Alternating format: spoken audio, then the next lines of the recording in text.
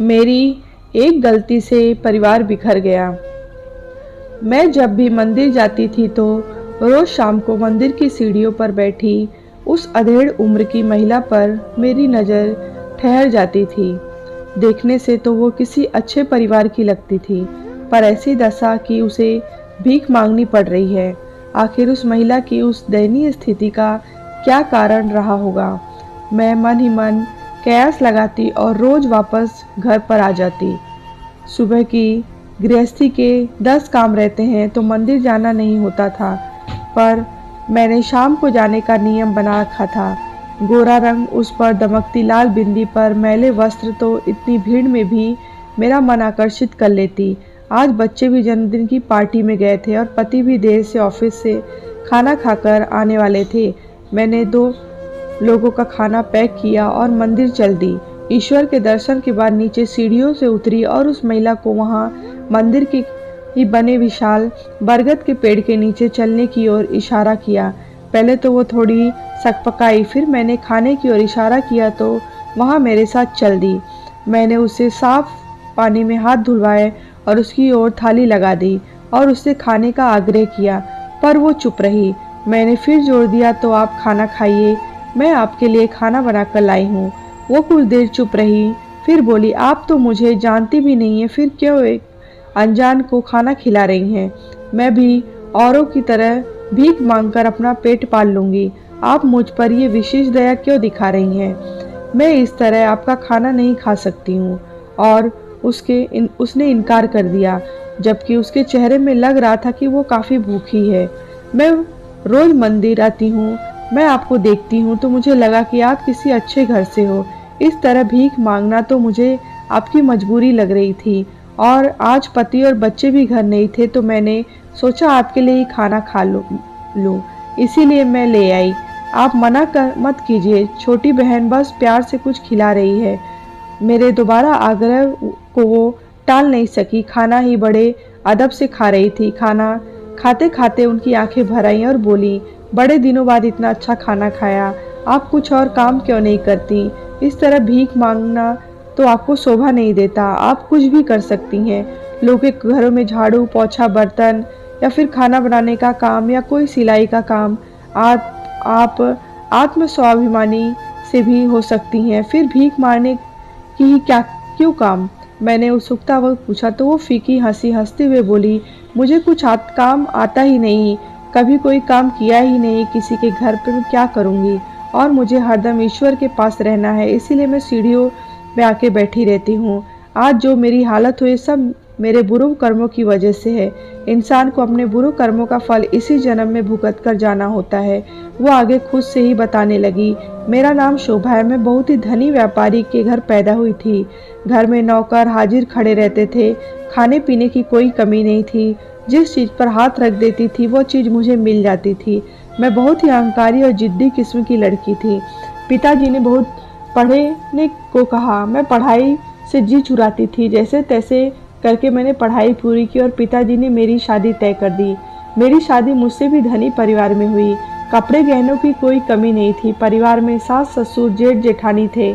जिठानी की कोई औलाद नहीं थी और शादी के बाद मेरी गोद जल्दी भर गई। मेरे पहली बेटी हुई। परिवार वालों को वारिस की उम्मीद थी, पर सबने मन को समझा लिया कि अभी तो पहली संतान है, हो सकता है दूसरी संतान बेटा हो जाए। मैं अपने बच्चे को जेठानी को छूने भी नहीं देती थी और उनका अपमान करती रहती थी। वो बेचारी कुछ न कहती।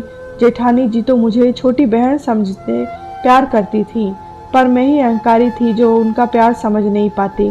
दूसरी बार भी मैं गर्भवती हुई। सास ससुर ने गरीबों के लिए भंडारे लगवाए और जगह जगह दान पुण्य किए ताकि सबका आशीर्वाद मिले और मैं बेटे को जन्म दूं, पर इस बार भी मुझे बेटी हुई। अब परिवार वालों का रवैया बदलने लगा, पर मैंने उम्मीद नहीं छोड़ी। तीसरी बार भी जब मैं गर्भवती हुई तो इस बार आखिरी उम्मीद थी कि बेटा ही होगा, क्योंकि मेरा शरीर कमज़ोर हो गया था और डॉक्टर ने आगे बच्चा करने से मना कर दिया था। तीसरी बेटी के होने पर मैं बहुत ही रोई और उसे दूध पिलाने से इनकार कर दिया, पर कब तक? आखिर माँ का मन पिघला और मैं उसे भी प्यार में पालने लगी। इतना पैसा और बड़ा व्यापार जिसे संभालने के लिए कोई वारिस नहीं था। सभी ससुराल वाले चिंता करने लगे।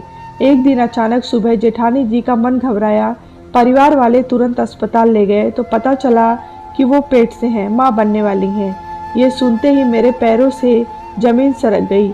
मैं बिल्कुल खुश नहीं थी। जो पूजा पाठ हवन बेटा होने के लिए मेरे लिए करवाए थे, उनका फल उनको मिलने वाला था।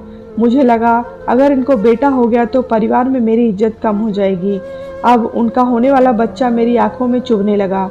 परिवार वाले उनका लाड चाव करते और मैं मन ही मन जल भून कर रह जाती। मैं बस अब उनका बुरा सोचने लगी थी।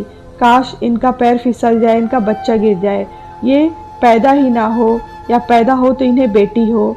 मैं मन ही मन उनका बुरा सोचने लगी। उनका खिलता चेहरा मेरी आंखों में खटकता। परिवार में वैसे भी मेरी इज्जत कम हो गई थी, पर अगर उनको बेटा हो जाता तो मेरी कोई कद्र ही नहीं होती। ये सोचकर मैं मन ही मन उठती रहती थी। मैं ईश्वर से रोज प्रार्थना करती कि किसी भी तरह से ये बच्चा इस दुनिया में नहीं आना चाहिए। मैं भूल गई थी कि ईश्वर तो सबका भला ही करते हैं। मैं उनसे बुरे के लिए प्रार्थना कर रही थी तो वो इसे कैसे स्वीकार करते। जैसे जैसे उनकी डिलीवरी के दिन नज़दीक आ रहे थे, वैसे वैसे मैं परेशान हो रही थी। एक सुबह अचानक उठी तो पता चला कि उनको बेटा हो गया है। देर रात दर्द उठा था तो उन्हें अस्पताल ले गए थे। मैं बच्चों को सुला रही थी तो मुझे बताना जरूरी नहीं समझा। मैं उस दिन बहुत रोई, ईश्वर को कोसती रही कि उनको तो एक बार में ही बेटा दे दिया और मुझे एक भी बेटा नहीं दिया। उनका भव्य स्वागत किया गया, सब लोग बधाइयाँ दे रहे थे, पर मेरे सीने पे सांप लौट रहे थे। हर दिन मैं उनका बुरा चाह रही थी, इसीलिए भी मैं बेचैन रहती थी। मुझे रातों को नींद नहीं आती थी। मैं अपनी बेटियों को भी कोसने लगी थी और उनका ध्यान नहीं रखती थी। हर पल उनका बेटा देखकर कुटती रहती थी। अब मुझे लगने लगा था कि सारी जायदाद पर उनके बेटे का राज हो जाएगा। वो अब हम पर हुक्म चलाएंगी। ये विचार कौनते ही मेरा मन घबरा गया।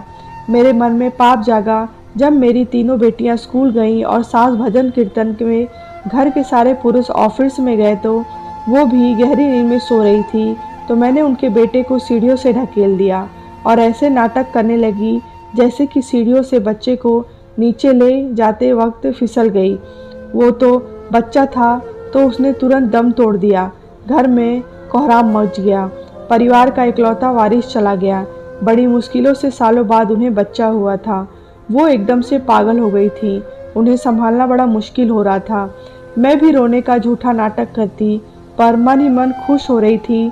मेरे कलेजे को ठंड मिल रही थी, लेकिन इन सब के बीच मैं कभी उनसे नज़रें नहीं मिला पाती थी, क्योंकि मैं जानती थी कि उस मासूम को मैंने जानबूझकर मारा था। बुरा कर्म तो मैंने उस वक्त कर लिया, पर मैं इसके परिणाम से थी। कुछ समय तक वो शायद मन ही मन मुझे कोसती रही होगी और बेटे के राम में उन्होंने संसार छोड़ दिया। सास ससुर भी बेजान हो गए थे। उन्हें कुछ किसी चीज़ का मोह नहीं रहा। वो हरिद्वार गुरु के आश्रम में चले गए थे। घर में मातम पसर गया था। अजीब सा माहौल बना रहता था। आखिर घर के वारिस की हत्या जो हुई थी। जेठ जी पत्नी और बेटे के गम में घंटों नशे में चूर रहते थे। मेरे पति को व्यापार संभालते थे, पर उनसे अकेले नहीं हो पा रहा था और लगातार घाटा हो रहा था। एक दिन मेरी तीनों बेटियां स्कूल जा रही थीं। वो सड़क पार कर रही थीं तो एक तेजी से आते वाहन ने उन्हें कुचल दिया। अपने तीनों बच्चों को एक साथ खोने के बाद मुझे उनके दर्द का एहसास हुआ।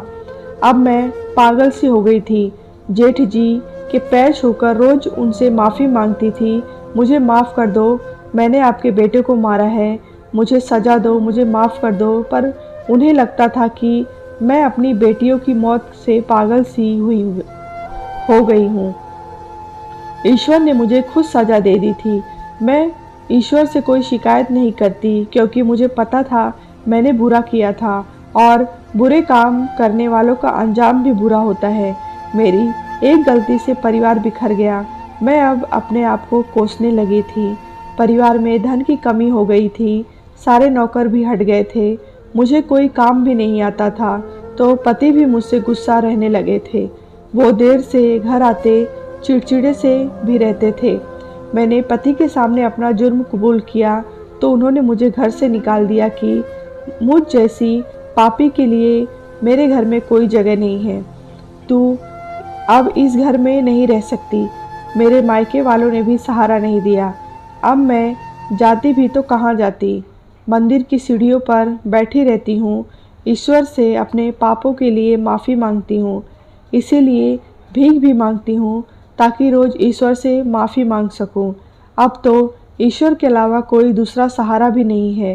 कुछ दिनों पहले अखबार में पढ़ा कि मेरे पति आत्महत्या कर चुके हैं और मेरे जेठ जी घर छोड़कर जा चुके हैं।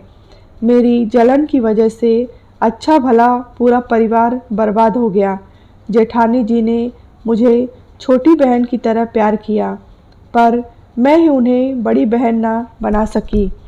काश मैं उनके बेटे को दिल से अपनाती तो आज मेरी बेटियां जिंदा होती।